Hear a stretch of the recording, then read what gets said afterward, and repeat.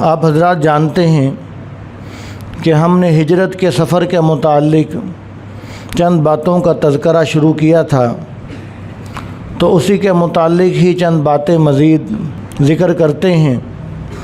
اس لیے کہ نبی کریم صلی اللہ علیہ وسلم کا ایک ایک زندگی کا پہلو ہمارے لیے باعث برکت ہے اور ہمارے لیے ہدایت اور نمونہ حاصل کرنے کا ذریعہ ہے۔ آپ صلی اللہ علیہ وسلم نے ہجرت فرمائی، صحابہ کرام نے ہجرت فرمائی، اور اس سے یہ سبق ہمیں ملا کہ دین کے لیے اور اللہ تبارک و تعالیٰ کا حکم پورا کرنے کے لیے آدمی کو جتنی بھی بڑی سے بڑی قربانی دینی پڑے، آدمی ہر طرح کی قربانی دے دے، لیکن اللہ اور اس کے حبیب صلی اللہ علیہ وسلم کے حکم سے، دین سے آدمی پیچھے نہ ہٹے۔ اس لیے کہ ہجرت کا نام لینا آسان ہے، اور اپنا گھر بار، اپنا کاروبار، اپنی زمینیں، جائیدادیں اور ہر چیز چھوڑ چھاڑ کر ایک نئی ایسی جگہ پر جا کر رہنا شروع کر دینا کہ جہاں پر کوئی رہائش کی جگہ نہیں ہے، کوئی کھانے پینے کا انتظام نہیں ہے، کوئی واقفیت نہیں ہے، تو ایسی جگہ پر چلے جانا یہ بہت آدمی کے لیے مشکل ہوتا ہے۔ لیکن جب آدمی کا ایمان پختہ ہو جاتا ہے، اللہ اور اس کے حبیب صلی اللہ علیہ وسلم کے ساتھ کامل محبت حاصل ہو جاتی ہے، تو پھر یہ کہ آدمی اس سے بھی بڑی قربانی دینے کے لیے تیار ہو جاتا ہے۔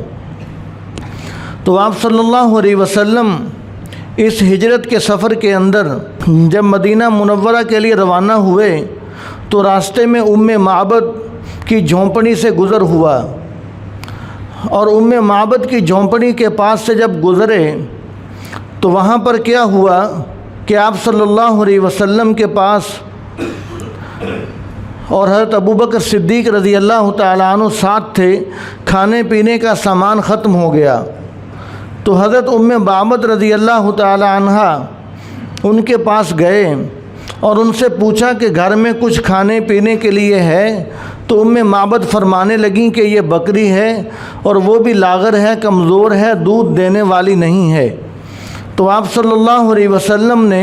ارشاد فرمایا کہ اجازت دینا تیرا کام ہے، تو اللہ تبارک و تعالیٰ اس کے تھنوں سے دودھ ہمارے لیے مہیا فرما دیں گے۔ تو آپ صلی اللہ علیہ وسلم نے جب اپنے دست نبوت اس بکری کے تھنوں کو لگائے تو ان بکری کے تھنوں سے دودھ جاری ہو گیا، اور آپ صلی اللہ علیہ وسلم نے خود بھی پیا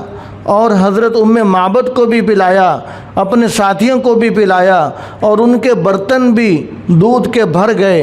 اور جب آپ صلی اللہ علیہ وسلم روانہ ہوئے تو ام معبد کے خاوند جب شام کو گھر تشریف لائے تو دیکھ کر حیران ہوئے کہ گھر کے اندر خوشبوؤں کا سماں ہے، گھر میں ہر طرف خوشبوئیں آ رہی ہیں، اور گھر کے اندر ماحول بدلا ہوا ہے، بڑا نورانی اور پرسکون ماحول ہے، اور برتن دودھ کے بھرے ہوئے ہیں، اور جس بکری کو لاغر اور کمزور چھوڑ کر گئے تھے وہ بکری بھی صحت مند ہو چکی ہے۔ تو وہ حیران ہو کر پوچھنے لگے کہ آخر یہ کیا ماجرا ہے؟ تو حضرت ام معبد فرمانے لگیں کہ ایک شخصیت یہاں پر آئی تھی، اس جیسا پیارا مہمان میں نے آج تک نہیں دیکھا، اور وہ مہمان جب ہمارے پاس آیا تو یہ ساری برکتیں وہ مہمان چھوڑ کر گیا ہے۔ تو ان کے خاوند حیران ہو کر پوچھنے لگے کہ وہ مہمان کیسا تھا؟ تو حضرت ام معبد فرمانے لگیں کہ اس کی صورت بڑی پاکیزہ تھی، اور اس کا چہرہ حسین تھا، جمیل تھا اور کشادہ تھا، اور وہ فرمانے لگیں کہ اس کی آنکھیں سیاہ تھیں، اس کی آنکھیں بڑی تھیں، اس کی آنکھیں سرمگی تھیں، اور فرمانے لگیں کہ اس کے جو بال تھے وہ سیاہ تھے اور گھنے تھے اور لمبے تھے، اور اس کی گردن بالکل سیدھی تھی، اور اس کی زبان کے اندر بڑی شیرینی تھی، اور جب وہ گفتگو کرتا تھا تو یوں لگتا تھا کہ جس طرح منہ سے موتی بکھیر رہا ہے، اور جب گفتگو کرتا تھا تو کوئی الفاظ نہ کم بولتا تھا نہ زیادہ بولتا تھا، سارے الفاظ بھی بالکل جچے تلے الفاظ استعمال کرتا تھا۔ تو جب اس طرح کے اوصاف بیان کیے تو ام معبد کے خامد فرمانے لگے یہ وہی تو نبی ہیں جو آخری نبی جنہوں نے آنا تھا، جن کی شخصیت کا میں منتظر تھا۔ وہ کہنے لگے کہ ہمارے لیے تو بڑی سعادت اور خوش قسمتی کی بات ہے کہ آج وہ ہمارے گھر تشریف لائے۔ اور پھر ام معبد کے خامد فرمانے لگے کہ مجھے اجازت دو، فرمایا کہ مجھے چھوڑو، میں فوراً جا کر ان کی غلامی اختیار کر لوں۔ اور وہ فوراً گئے، جا کر ان کی غلامی اختیار کی اور آپ صلی اللہ علیہ وسلم کا کلمہ پڑھا۔ تو آپ صلی اللہ علیہ وسلم ہجرت کے سفر میں چاہے غار ثور سے گزرے ہیں، جہاں جہاں سے بھی گزرتے گئے تو آپ صلی اللہ علیہ وسلم وہاں پر برکتیں اور رحمتیں بکھیرتے چلے گئے۔ جس کو کسی نے کہا کہ قدم قدم پہ برکتیں، نفس نفس پہ رحمتیں، جہاں جہاں سے وہ شفیع آسیاں گزر گیا، جہاں نظر نہیں پڑی وہاں ہے رات آج تک، وہیں وہیں سحر ہوئی جہاں جہاں گزر گیا۔ تو آپ صلی اللہ علیہ وسلم جہاں جہاں سے گزرتے گئے وہاں پر برکتیں اور رحمتیں بکھیرتے چلے گئے۔ پھر آپ صلی اللہ علیہ وسلم جب مدینہ منورہ پہنچے ہیں تو مدینہ منورہ کے لوگ اتنے خوش ہوئے کہ کتابوں میں لکھا ہے کہ اس سے پہلے کبھی بھی مدینہ منورہ کے لوگ اس قدر زیادہ خوش نہیں ہوئے جس قدر اس دن خوش تھے کہ جب نبی کریم صلی اللہ علیہ وسلم مدینہ منورہ تشریف لائے، اس لیے کہ وہ خوش تھے کہ آج دو جہانوں کی دولتیں ہمارے پاس آ گئیں۔ اور وہاں کی معصوم بچیوں نے یہ اشعار پڑھے آپ صلی اللہ علیہ وسلم کے استقبال کے طور پر۔ وہ فرمانے لگیں کہ طلع البدر علینا من ثنیات الوداع، وہ کہنے لگیں کہ ان پہاڑ کی چوٹیوں سے ہم پر یوں لگتا ہے کہ جیسے 14ویں کا چاند طلوع ہو گیا۔ طلع البدر علینا من ثنیات الوداع وجب الشکر علینا ما دعا اللہ دا، وہ کہنے لگیں کہ جب تک کوئی دعا مانگنے والا دعا مانگتا رہے گا اس وقت تک ہم پر لازم ہوگا کہ ہم اللہ تبارک و تعالیٰ کا شکر ادا کرتے رہیں۔ اور فرمانے لگیں کہ وجب الشکر علینا ما دعا اللہ دا ایھا المبعوث فینا جئت بالامر المطاع، اے وہ ہستی کہ جو ہمارے پاس مبعوث کی گئی ہے، بھیجی گئی ہے، جئت بالامر المطاع، آپ جو بھی حکم لے کر آئیں گے آپ کی ہر بات مانی جائے گی۔ یعنی ہمیں اس بات کی خوشی ہے کہ آپ ہمارے پاس تشریف لائے، لہٰذا آپ کی ہر بات مانی جائے گی۔ جئت شرفت المدینہ مرحبا یا خیر دا، آپ تشریف لائے ہیں، آپ کی تشریف آوری کی برکت سے یہ مدینہ منورہ مشرف ہو گیا ہے، یہ بزرگی والا ہو گیا ہے، اس کی فضیلت تمام شہروں سے بھی جدا ہو گئی ہے، اس لیے کہ آپ ہمارے اس شہر کے اندر تشریف لے آئے۔ تو ان معصوم بچیوں نے بھی یہ کہا کہ آپ صلی اللہ علیہ وسلم کی تشریف آوری پر کہ آپ مدینہ منورہ آئے ہیں تو ہم آپ کی ہر بات مانیں گے۔ تو معلوم ہوا کہ آپ صلی اللہ علیہ وسلم سے محبت کا تقاضا یہ ہے، آپ کے استقبال کا تقاضا یہ ہے، آپ کے تشریف آوری کی خوشی کا تقاضا یہ ہے کہ آپ صلی اللہ علیہ وسلم کی ہر بات کو مانا جائے اور زندگی کے اندر آدمی حضور کی سنت کے مطابق زندگی گزارے تو یہ آپ سے محبت کی علامت ہے۔ اور اگر آدمی یہ کہے کہ میں اپنی مرضی کی زندگی گزاروں گا، میری شکل و صورت، میرا لباس، خوشی غمی، ہر چیز میری اپنی مرضی کی ہوگی لیکن مجھے محبت حضور صلی اللہ علیہ وسلم سے ہے، تو اس کو خالی محبت کا دعویٰ کہا جاتا ہے، اس کو حقیقی محبت کوئی نہیں کہے گا۔ اور حقیقی محبت یہی ہے کہ اگرچہ آدمی دعویٰ نہ کرے لیکن آدمی حضور صلی اللہ علیہ وسلم کی سنت کی پیروی کرتے ہوئے زندگی گزارے تو حقیقی محبت یہ ہے۔ تو ہمیں بھی چاہیے کہ ہم بھی آپ صلی اللہ علیہ وسلم کی سنت ہر معاملے کے اندر اپنانے والے بن جائیں۔ ہمارا ظاہری حلیہ کوئی دیکھے تو ہمارا حلیہ دیکھ کر کوئی سمجھ جائے کہ یہ مسلمان ہے اور یہ نبی کریم صلی اللہ علیہ وسلم کا غلام اور دیوانہ اور ماننے والا ہے۔ یہ نہ ہو کہ ہم اگر کافروں کے اندر کھڑے ہیں تو ہمارا حلیہ، ہمارا لباس، ہماری چال ڈھال ایسی ہو کہ ہمیں چند کافروں کے اندر کھڑا کر دیا جائے تو ہمیں شکل سے دیکھ کر کسی کو اندازہ بھی نہ ہو کہ ان میں سے مسلمان کون ہے اور کافر کون ہے۔ کم از کم ہمیں جب آپ صلی اللہ علیہ وسلم کا امتی ہونے پر فخر ہے تو ہمیں پھر اپنا حلیہ، اپنا لباس، شکل و صورت، ہمیں ہر چیز سنت کے مطابق بنانی چاہیے تاکہ دیکھنے والا بھی ہمیں محمدی سمجھے کہ یہ حضور صلی اللہ علیہ وسلم کا دیوانہ اور آپ کا غلام ہے۔ اور پھر آپ صلی اللہ علیہ وسلم جب مدینہ منورہ کے اندر تشریف لائے تو آپ صلی اللہ علیہ وسلم جب تشریف لا رہے ہیں شہر میں، جب داخل ہو رہے ہیں تو ہر صحابی یہ تمنا دل میں رکھے ہوئے ہے کہ حضور صلی اللہ علیہ وسلم آج میرے مہمان بن جائیں۔ تو ہر صحابی کی یہ تمنا ہے کہ حضور مدینہ منورہ تشریف لائے، ہمارے گھر کے اندر آ کر ٹھہریں، لیکن یہ سعادت ہر کسی کو نصیب نہیں ہوتی۔ ذالک فضل اللہ یؤتیہ من یشاء، یہ تو اللہ تعالیٰ کا فضل ہے، جسے اللہ تعالیٰ چاہتے ہیں اپنا یہ فضل نصیب فرماتے ہیں۔ تو آپ صلی اللہ علیہ وسلم نے اپنی اونٹنی کے مہار چھوڑ دی۔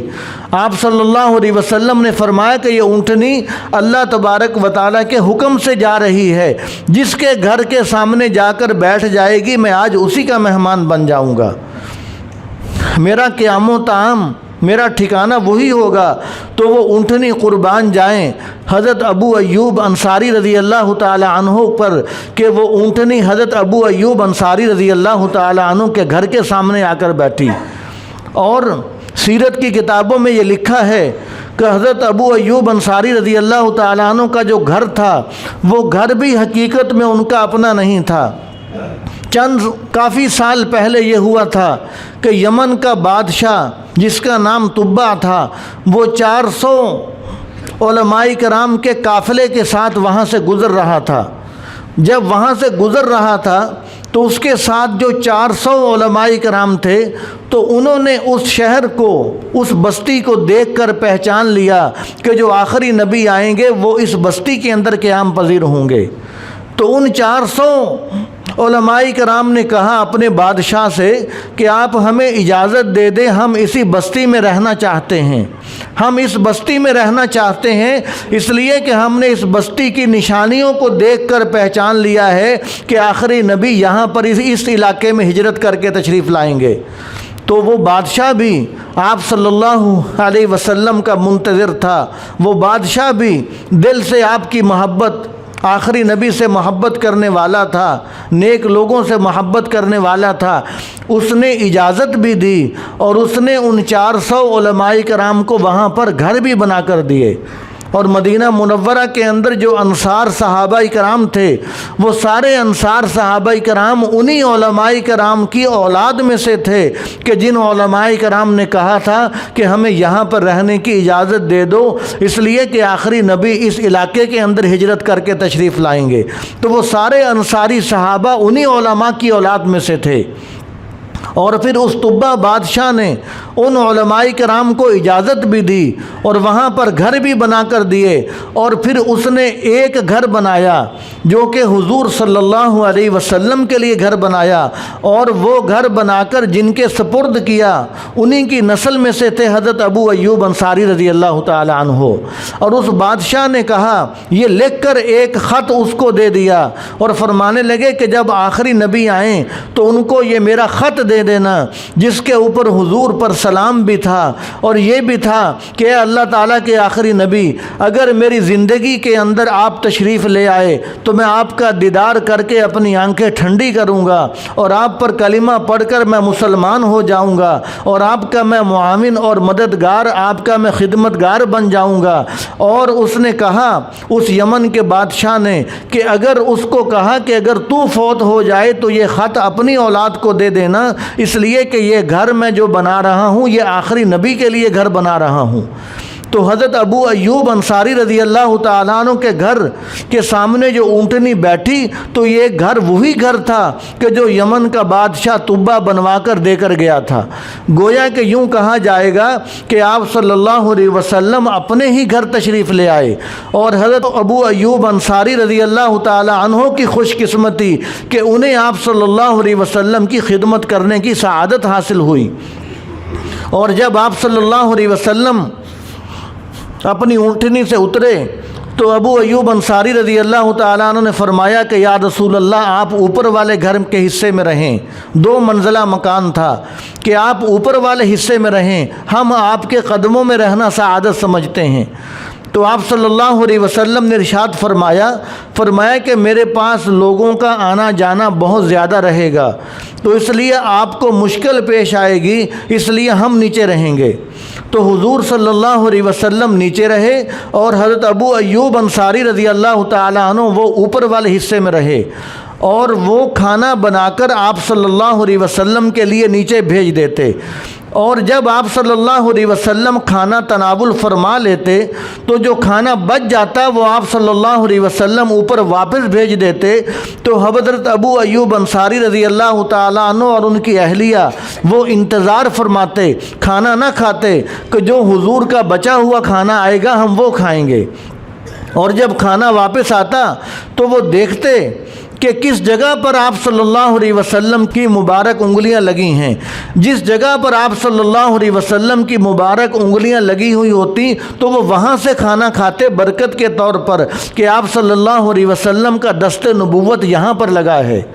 تو یہ ہمارے لیے بھی یہاں سے یہ سبق بھی حاصل ہوتا ہے کہ بڑوں کی، انبیاء علیہ السلام کی جو چیزیں انبیاء علیہ السلام کے ساتھ منسوب ہو جائیں، جو چیزیں انبیاء علیہ السلام کے جسد اطہر کے ساتھ لگ جائیں یا جن کی نسبت ان کے ساتھ ہو جائے وہ چیز بڑی بابرکت ہو جاتی ہے۔ لہٰذا اس سے ہمیں یہ سبق حاصل ہوتا ہے۔ صحابہ کرام بھی آپ صلی اللہ علیہ وسلم کی برکات حاصل کیا کرتے تھے، برکات سمیٹا کرتے تھے۔ پھر آپ صلی اللہ علیہ وسلم کے بعد صحابہ کرام ہیں، پھر تابعین ہیں، تبع تابعین ہیں، آج کے دور میں بھی جو بزرگ ہیں، اکابرین ہیں، اولیاء کرام ہیں، تو اگر ان کی چیزیں بابرکت ہیں تو وہ اسی وجہ سے بابرکت ہیں کہ ان چیزوں کی نسبت نیک لوگوں کے ساتھ ہے۔ یہ طریقہ اللہ تعالیٰ کے نبیوں سے چلتا آ رہا ہے۔ لہٰذا کسی چیز کی نسبت کسی ولی کے ساتھ ہو جائے، کسی چیز کی نسبت کسی بزرگ کے ساتھ ہو جائے، وہ چیز یقیناً بابرکت ہو جاتی ہے، اس میں کوئی شرک والی بات نہیں ہوتی۔ اور وہ حضرت ابو ایوب انصاری رضی اللہ تعالیٰ عنہ بھی دیکھتے تھے کہ آپ کا دست نبوت کہاں لگا ہے۔ جہاں پر آپ صلی اللہ علیہ وسلم کا دست نبوت لگا وہاں سے اٹھا کر کھانا تناول فرماتے۔ اور ایک دن کیا ہوا کہ جب کھانا واپس آیا تو دیکھا کہ آپ صلی اللہ علیہ وسلم کا دست نبوت کہیں پر بھی نہیں لگا ہوا، کھانا جیسے گیا تھا ویسے ہی واپس آ گیا۔ تو آپ صلی اللہ علیہ وسلم وہ حضرت ابو ایوب انصاری رضی اللہ تعالیٰ عنہ حیران ہوئے کہ آج آپ نے کھانا تناول نہیں فرمایا۔ تو آ کر پوچھا تو آپ صلی اللہ علیہ وسلم نے ارشاد فرمایا کہ آج میں نے کھانا اس لیے نہیں کھایا کہ کھانے میں سے کچے پیاز اور لہسن کی بو آ رہی تھی۔ فرمایا کہ میں نے فرشتوں سے ہم کلام ہونا ہوتا ہے، میں نے فرشتوں سے ہم کلام ہونا ہوتا ہے، لہٰذا میں اس چیز کو پسند نہیں کرتا جس چیز کی وجہ سے منہ کے اندر بدبو پیدا ہو جائے۔ تو حضرت ابو ایوب انصاری رضی اللہ تعالیٰ عنہ فرماتے ہیں کہ اس کے بعد ہم نے آپ کے کھانے میں وہ پیاز اور لہسن ڈالنا بھی چھوڑ دیا تاکہ آپ صلی اللہ علیہ وسلم کھانا چھوڑ نہ دیں۔ لیکن اس کا مطلب یہ نہیں ہے کہ پیاز اور لہسن وغیرہ کھانے میں استعمال نہیں کیا جا سکتا، یہ تو اس صورت میں ہے کہ جب اس کی بو آ رہی ہو، جب اس کو پکا لیا جاتا ہے، جب اس کو اچھے طریقے سے پکا لیا جاتا ہے پھر اس کی بو ختم ہو جاتی ہے، پھر کوئی حرج والی بات نہیں ہے۔ تو لہٰذا اس سے ہمیں یہ بات معلوم ہوئی کہ ایسی چیزیں کہ جن چیزوں سے منہ سے بدبو آتی ہے، مثلاً سگریٹ ہے یا حقہ ہے یا کوئی بھی نسوار ہے، اس طرح کی جو چیزیں ہیں جن چیزوں کی وجہ سے منہ سے بدبو آتی ہے، تو آدمی کو چاہیے کہ آدمی ایسی چیزوں سے بچے، اس لیے کہ آپ صلی اللہ علیہ وسلم بھی ایسی چیزوں سے پرہیز فرمایا کرتے تھے، اس لیے کہ آپ یہ فرماتے تھے کہ میں نے فرشتوں سے ہم کلام ہونا ہوتا ہے اور فرشتوں کو ان چیزوں سے نفرت ہے۔ تو جب ہمارے منہ سے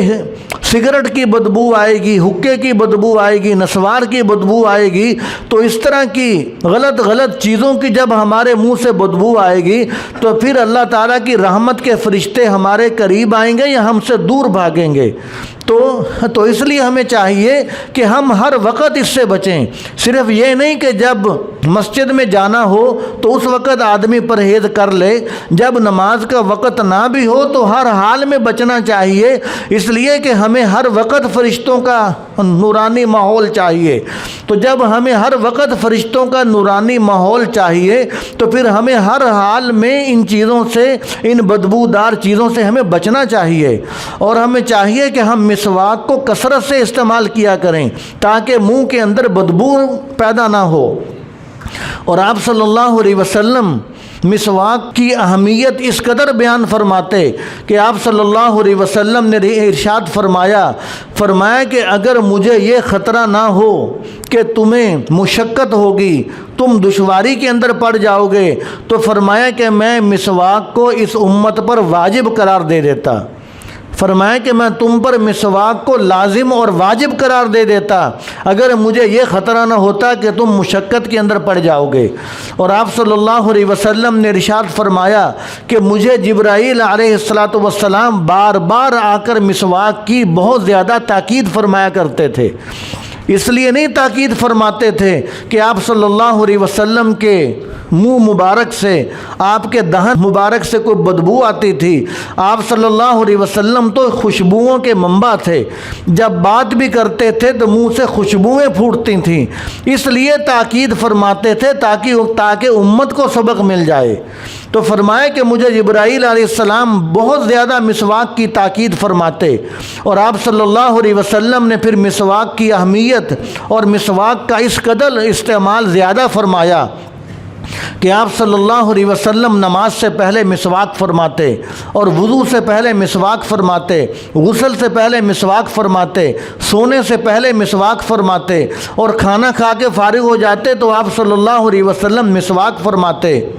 اور جب کبھی تلاوت آپ صلی اللہ علیہ وسلم نے فرمانی ہوتی تو تلاوت سے پہلے بھی مسواک فرماتے، یعنی کوئی بھی کام کرنا ہوتا تو آپ صلی اللہ علیہ وسلم مسواک بہت زیادہ استعمال فرمایا کرتے تھے، یہاں تک علماء فرماتے ہیں کہ آپ صلی اللہ علیہ وسلم پورے جسم میں سے جس حصے کو سب سے زیادہ صاف کیا کرتے تھے وہ دانت ہوتے تھے، یعنی مسواک آپ صلی اللہ علیہ وسلم بہت زیادہ کثرت کے ساتھ فرمایا کرتے تھے۔ اور ویسے بھی آپ صلی اللہ علیہ وسلم نے ارشاد فرمایا کہ جو نماز مسواک کر کے پڑھی جاتی ہے، فرمایا کہ اس نماز کا ثواب اللہ تعالیٰ 70 گنا بڑھا دیتے ہیں، فرمایا کہ اس مسواک والی نماز کا ثواب اللہ تعالیٰ 70 گنا بڑھا دیتے ہیں۔ اب ہم نے کوئی بھی نماز پڑھی تو اس سے پہلے ہم نے مسواک کر لی، تو مسواک کرنے کے لیے کتنا وقت خرچ ہوتا ہے، بالکل ہلکی پھلکی مشقت ہوتی ہے، تو ہمیں اپنے آپ کو مسواک کا عادی بنانا چاہیے کہ اگر ایک مسواک کی وجہ سے ہماری نماز میں 70 گنا زیادہ ثواب بڑھ جائے تو ہمیں اور کیا چاہیے۔ تو اس لیے آپ صلی اللہ علیہ وسلم کثرت کے ساتھ مسواک فرماتے۔ تو آپ صلی اللہ علیہ وسلم نے وہ بدبودار یعنی کہ کھانے کے اندر بو سی آ رہی تھی تو اس کھانے کو چھوڑ دیا، فرمایا کہ میں نے فرشتوں سے ہم کلام ہونا ہوتا ہے۔ تو آپ صلی اللہ علیہ وسلم کے اس مبارک واقعے سے ہمیں یہ سبق بھی حاصل ہوا کہ ایسی چیزیں کہ جو منہ کے اندر بدبو پیدا کریں ان سے ہمیں بچنا چاہیے، اور مسجد کے اندر آتے وقت تو بالخصوص آپ صلی اللہ علیہ وسلم نے منع فرمایا کہ ایسی بدبودار چیزیں استعمال کر کے مسجد میں نہ آیا کرو، اس کا مطلب یہ نہیں کہ بدبودار چیزیں استعمال کرنی ہیں لہذا آپ مسجد میں نہیں آنا، اس کا مطلب یہ ہے کہ ایسی چیزیں چھوڑ دینی ہے کہ جن چیزوں کی وجہ سے بدبو آتی ہے، یعنی ان چیزوں کو چھوڑنا ہے، مسجد کو نہیں چھوڑنا، اس لیے کہ مسجد تو مومن کا مرکز ہے، مومن مسجد کو نہیں چھوڑ سکتا، ایسی بدبودار چیزوں کو چھوڑ سکتا ہے۔ تو دعا ہے کہ اللہ تعالی ہم سب کو عمل کرنے کی توفیق عطا فرمائے۔ وآخر دعوانا الحمدللہ رب العالمین۔